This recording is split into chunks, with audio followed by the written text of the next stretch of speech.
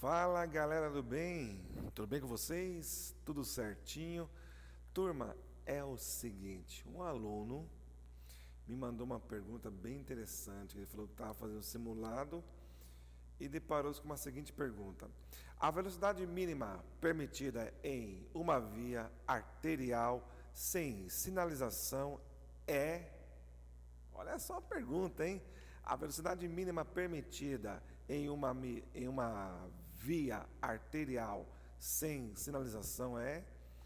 Pois bem, eu comecei a explicar a ele, porém eu falei da seguinte maneira: primeiro temos que entender quais são as velocidades máximas das vias e principalmente o que diz o Código de Trânsito Brasileiro.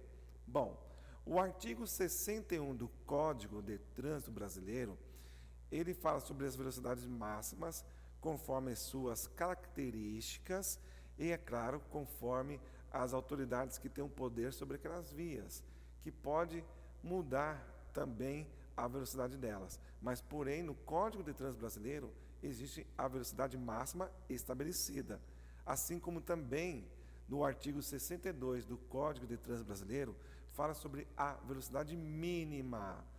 Bom, como a pergunta trata-se de uma classificação de uma via urbana, essa via é a via arterial, diz na pergunta também que onde não existir uma sinalização de regulamentação.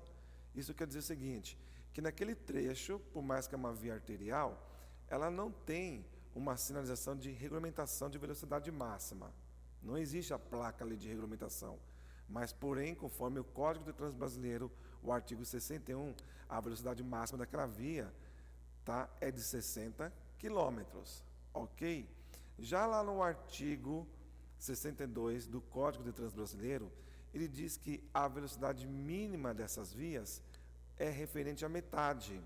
Então, se a velocidade máxima de uma via arterial é 60 km, portanto, a velocidade mínima será metade, 30 km por hora. Ok, turma? Eu sempre recomendo aos meus alunos o seguinte: quando você estudar sobre as vias terrestres, procure estudar de uma forma geral.